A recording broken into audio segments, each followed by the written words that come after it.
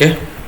Nah, kali ini pada program ini saya menggunakan saya membuat satu kelas yang bernama class connection, di mana class connection ini akan jadi kelas yang menyediakan koneksi ke database, di mana secara behavior atau secara perilaku connection ini akan menerapkan pattern dari singleton pattern, di mana yang artinya setiap kelas hanya bisa memiliki satu instance saja.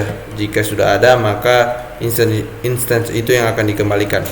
Jadi dari codingannya, pertama saya membuat satu variabel baru yaitu tipenya class connection dengan nama db connection, lalu buat satu MySQL connection untuk membuat inisialisasi instansi MySQL, lalu saya membuat satu server configuration untuk connect ke database MySQL-nya. Lalu di sini saya membuat satu constructor, di mana constructor ini berguna untuk ngeset si property connection string di dalam variable con dengan server configuration yang kita inisialisasi tadi. Kemudian saya membuat satu function yaitu function connection, function get db instance. Nah, di mana returnnya itu connection tadi. Nah, ini mana dia akan ngecek apakah si db connection atau instance of connection itu null. Jika dia null, maka db connection akan diisi oleh new connection. Lalu jika tidak, di return dengan db connection. Sama seperti halnya pengimplementasian dari singleton pattern. Lalu di sini saya membuat satu connection yang berguna untuk mengambil setelah instance yang sudah dibuat, koneksi instance sudah dibuat, ini digunakan untuk mengambil koneksi DB-nya, yaitu MySQL connection. Nah, dimana pertama di try dulu untuk open connection, jika oke maka akan connected, jika ada error maka akan di catch, lalu final and lalu returnnya nanti akan connection itu sendiri yang sudah teropen tadi. Oke. Nah, berikut.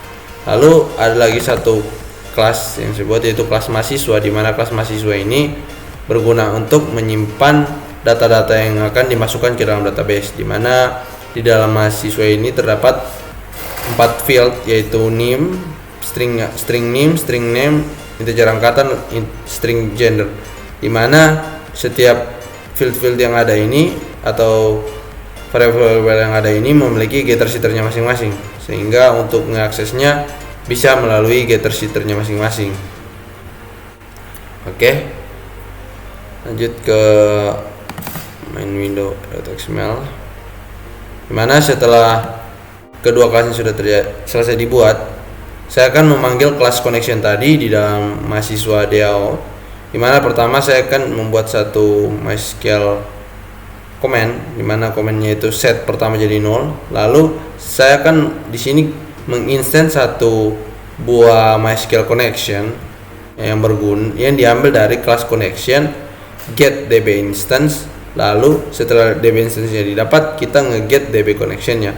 Jadi secara otomatis ketika kita membuat database baru atau instance baru, itu akan berdasarkan dari instance yang sudah ada. Jika sudah ada maka akan diberikan yang sudah ada, jika belum ada maka akan dibuatkan koneksi baru. Oke. Dalam project itu juga terdapat database, di mana database-nya itu memiliki satu table yaitu tabel mahasiswa, memiliki 4 field yaitu name, nama, gender, dan angkatan. Lalu nanti dari database ini akan diisi berdasarkan inputan dari program. Oke, selanjutnya akan membahas desainnya. Di sini terdapat satu form, yaitu di dalam form terdapat 4 label. 4 label yaitu name, nama, angkatan, dan gender. Nah, dan itu terdapat inputan untuk mengisi. Nah, ini didesain dengan menggunakan UI material design. Juga terdapat 4 button, yaitu button insert, button update, dan button delete, dan button reset. Nah, nanti Setelah diinputkan atau menginputkan data, maka datanya akan muncul di bagian bawah sini. Nah, button-button ini juga terdapat setiap masing-masing button terdapat event yang berbeda-beda.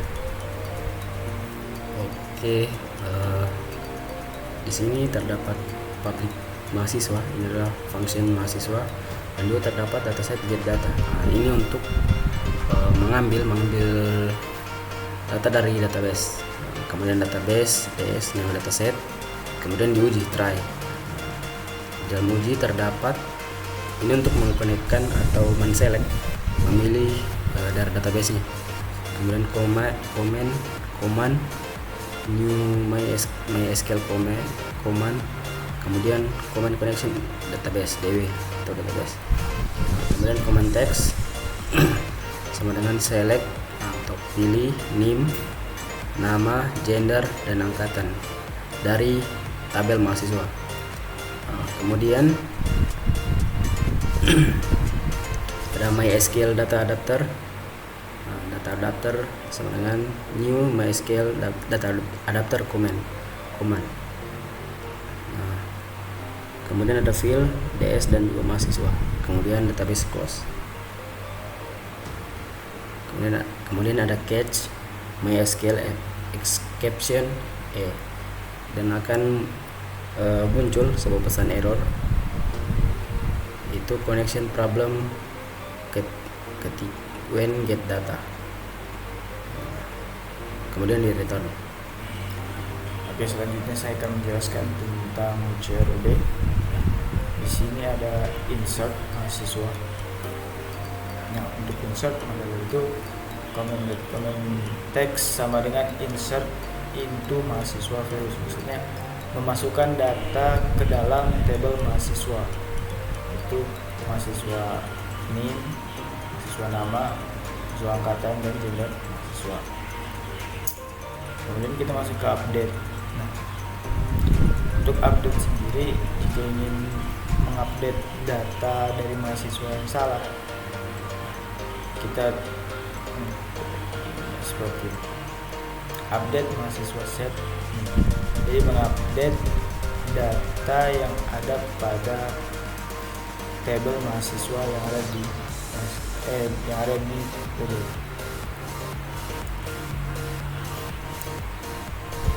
Kemudian delete from mahasiswa where name. Untuk mendelete mahasiswa yang tidak diperlukan, maka tinggal tinggal dimasukkan aja stambuknya. Dimasukkan stambuk, maka terus dipencet delete, maka data yang ada di tabel mahasiswa akan menghilang. Baiklah, pada bagian ini saya akan melanjutkan codingan dari teman saya mengenai public boolean tentang delete data, dan saya akan melanjutkannya pada public partial class main Windows. Nah, di sini ada mahasiswa DAO, yaitu tahap pertama dalam melakukan sebuah inisialisasi mahasiswa DAO. Lalu selanjutnya ada public main Windows. Pada public main Windows ini yang di dalamnya terdapat inisialisasi sebuah komponen. Jadi pada inisialisasi komponen ini ada sebuah combo box. Jadi di dalam sebuah combo box itu kita menambahkan sebuah item, yaitu P, P, dan selanjutnya ada item W. Nah, codingan selanjutnya ada public void, ini data grid. Jadi pada public void ini kita melakukan sebuah dataset pada ini data grid. Nah, sama dengan DAO get data. Jadi pada dataset ini nilainya akan sama dengan DAO titik get data.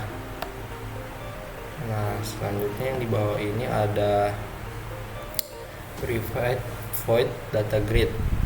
Jadi saat data gridnya ini kita select maka terdapat sebuah kondisi yang dimana jika baris dalam sebuah data grid tidak sama dengan 0, maka akan diproses salah satu TB NIM-nya.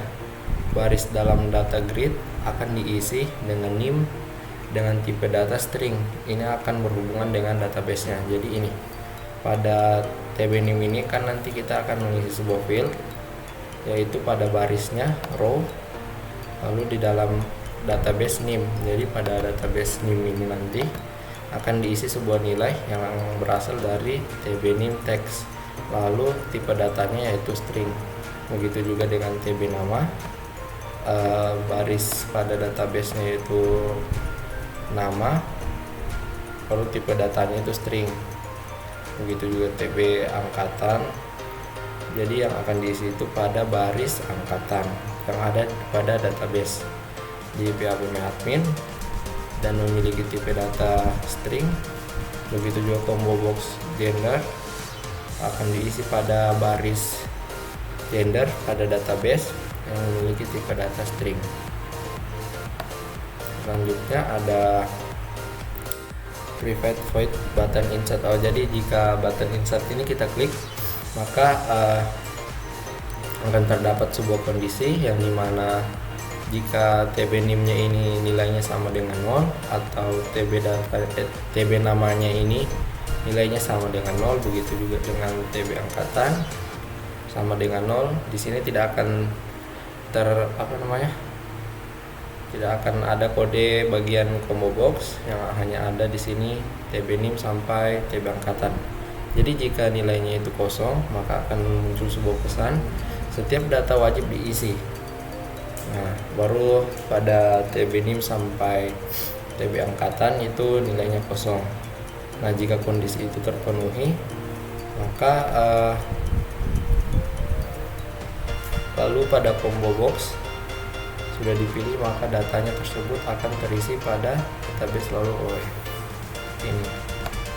Jadi jika kondisi itu terpenuhi, maka NIM itu akan diisi, nilai NIM itu ini database-nya, lalu ini value dari database-nya yaitu NIM. Jadi nilai NIM ini akan mengambil dari TB NIM text. Begitu juga dengan nama akan mengambil nilai dari TB nama. Selanjutnya pada void button delete. Nah, jika pada button delete ini diklik, maka dia akan melakukan sebuah aksi. Pertama, ada sebuah kondisi yang dimana jika dari TB NIM-nya saja sudah kosong, maka akan muncul sebuah pesan data tidak diketahui. Itu yaitu pesan peringatan, warning. Selanjutnya ada sebuah kondisi else. Jika kondisi ini telah terpenuhi, jika nilainya pada TB NIM itu ada, maka pada data grid dari TB NIM itu akan dihapus sehingga tidak memiliki nilai lagi pada data grid. Nah, seperti itu yang mungkin bisa saya jelaskan, mulai dari melakukan public partial class main Windows. Jadi ini mengenai tentang combo box maupun text fieldnya untuk kita isi seperti itu. Jadi ada public main Windows. Kita mulai dari public main Windows, lalu kita melakukan sebuah public void integer ini data grid, dan yang kedua mengenai tentang jika data gridnya diselect, dan yang kedua itu jika button insert kita klik, dan yang terakhir itu jika button delete-nya kita klik. Nah, itu bagian yang sudah saya jelaskan. Nanti bagian yang terakhir itu tinggal button update yang akan dijelaskan oleh teman saya. Sekian dan terima kasih. Oke, selanjutnya di sini saya akan menjelaskan program untuk button update. Di dalam button update ada kondisi jika TB NIM text sama dengan 0 atau TB NIM .text.length sama dengan 0 atau tb angkatan.text.length sama dengan 0, maka akan muncul message pesan warning setiap data wajib diisi. Lalu selain itu, jika tb_nim.text, tb_nama.text, tb_angkatan.text ada berisi atau memiliki nilai, maka field name pada tabel mahasiswa nilainya berasal dari tb_nim.text. Lalu field nama pada tabel mahasiswa nilainya berasal dari tb_nama.text. Lalu pada field gender tabel mahasiswa itu datanya berasal dari cbb atau combo box gender selected item toString. Lalu field angkatan pada tabel mahasiswa berasal dari convert.toInt 32 tb_angkatan.text. Lalu DAO update data mahasiswa tb_nim.text init data grid. Selanjutnya setelah itu tb_nim.text kosong, lalu tb_nama.text kosong, tb_angkatan.text kosong, combo box gender kosong. Oke, langsung saja kita masuk ke demo programnya. Nah, di sini kita untuk insert kita bisa menginput data terlebih dahulu.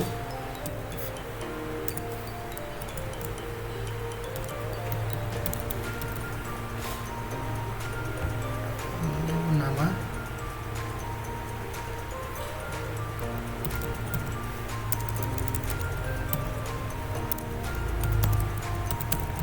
lalu angkatan, lalu gender kita pilih pria, lalu kita klik insert. Nah, maka datanya akan tersimpan. Setelah itu untuk update kita bisa pilih terlebih dahulu datanya, misalnya di sini, lalu kita pilih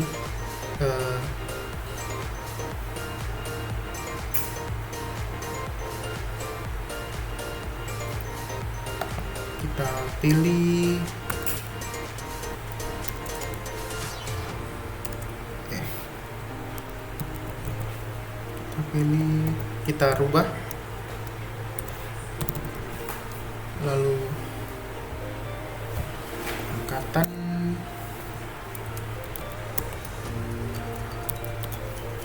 gender, coba kita update. Nah, maka dia akan terupdate. Nah, seperti itu. Lalu coba kita tes button delete. Nah, coba kita delete data yang ini, kita tekan delete. Nah, seperti itulah demo dari aplikasi ini. Sekian video dari kami.